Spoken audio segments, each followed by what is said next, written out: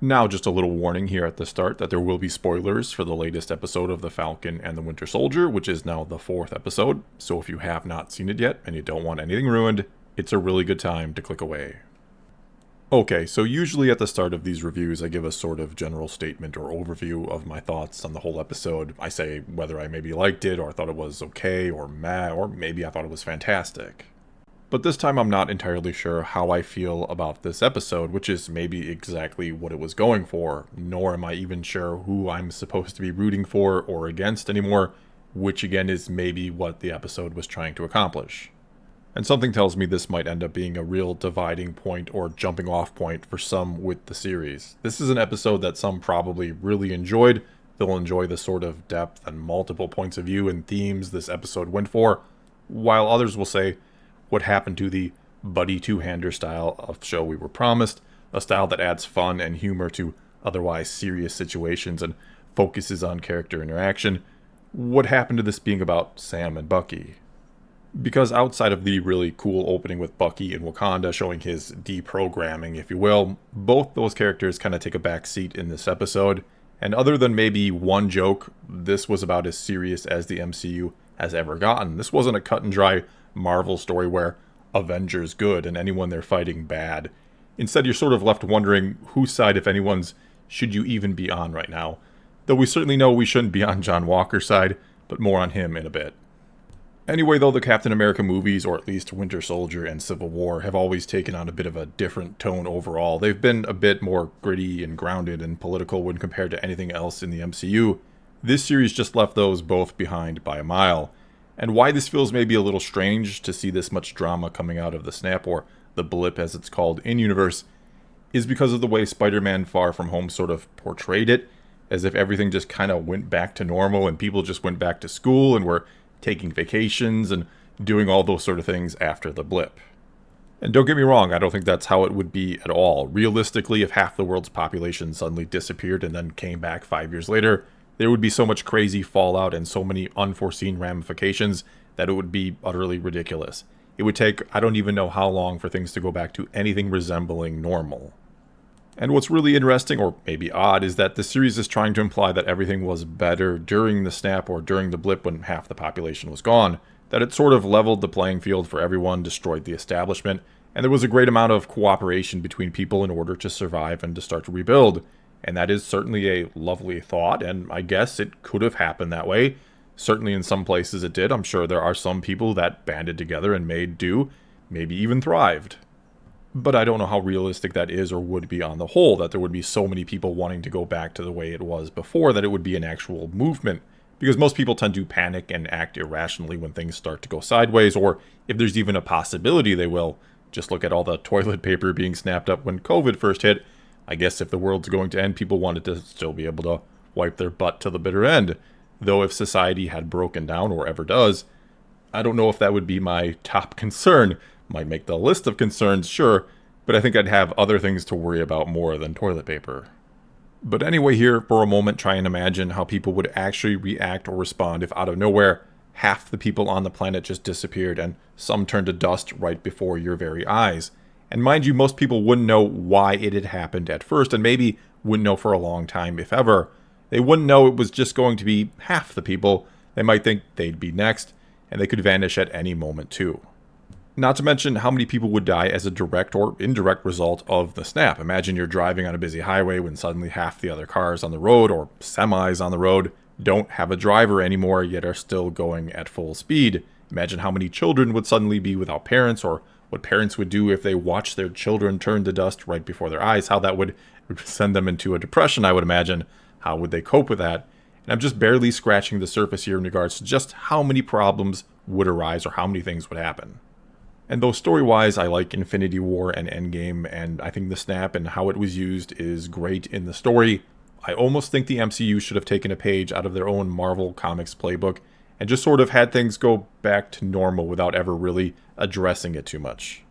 I mean, if you read Marvel Comics, you'll likely know that New York City alone has been destroyed countless times. Not to mention there have been countless world-altering events, or what should be world-altering events, things that happen where it would almost never go back to normal again, where most people would be so scared and traumatized, they never get over it fully. And yet, pick up the next issue of that comic and everything has gone back to normal and is ready to be destroyed again. Comic books are like bowling. Even if you knock over all the pins, moments later they'll just be set right back up again. And the fun part is knocking over the pins, not watching them being set back up. And so, as I was saying before, after Spider-Man Far From Home, that's really what I thought the MCU might end up doing, and I wouldn't have blamed them for it. I would have understood if they just sort of glossed over most of the ramifications of the snap and just reset the world more or less, set the pins back up, if you will, in preparation for the next big supervillain or world-ending threat. Or just do it like WandaVision, show us how chaotic that moment was when people started to come back, and maybe give us some personal stories about it, like how Monica Rambeau's mother died while she was snapped away, but just leave the bigger picture alone, because it's just going to lead down a rabbit hole of questions and problems.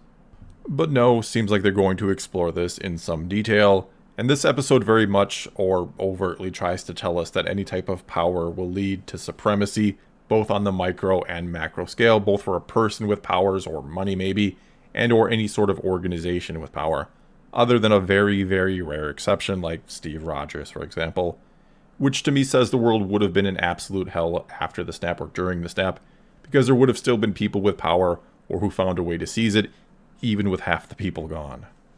Regardless, though, we also have the Flag Smashers and their leader, Carly Monahan, painted as basically for the people good guys who just so happen to do some bad things because they have no other choice, because it's the only way to fight back and have their message heard.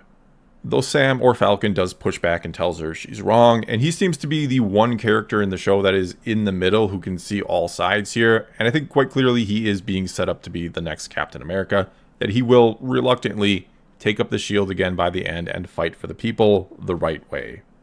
And speaking of the shield, I have to make mention of how the whole theme or message of the episode felt literally hammered home when it ends with the new Captain America, or John Walker, beating a Flag Smasher to death with the shield for the whole world to see.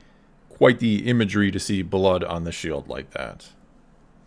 But anyway, to quickly talk about some other aspects of this episode, I don't think anyone was surprised that John Walker got his hands on the Super Soldier Serum and then basically convinced himself to take it, with a little bit of help or convincing from Lamar or Battlestar. But maybe the problem with this character is he seems to be an ass just for the sake of being an ass.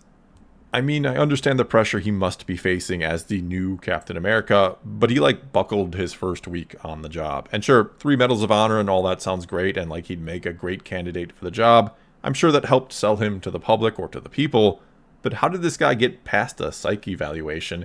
You would think he'd go through rigorous testing before they gave him the shield to make sure he wasn't going to snap like he snapped at the end of the episode.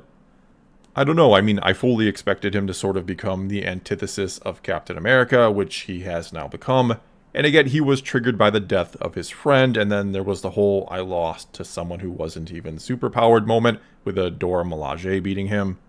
But I'm just not sure the whole thing with him has been handled extremely well. I just have a hard time believing no one saw any issues with this guy with giving him the shield and calling him Captain America, and then sending him out there as a symbol of the country. Then there's the Power Broker. I kind of expected them to be the overarching threat or villain of the whole series, and maybe they still will be, but they were all but forgotten in this episode other than threatening Carly to give back the Super Soldier Serum, which was almost all destroyed by Zemo, who is arguably been both my favorite and best character in the series so far.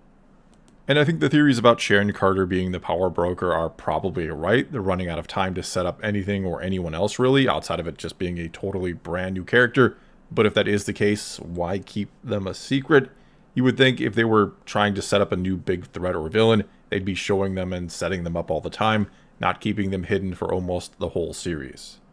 Also, as usual, and as I've been saying every week, everything about this show, from the action to the acting to the special effects to the cinematography, is top-notch movie level. The whole thing gives you the vibe of a 5-hour or so movie, whatever it ultimately ends up being.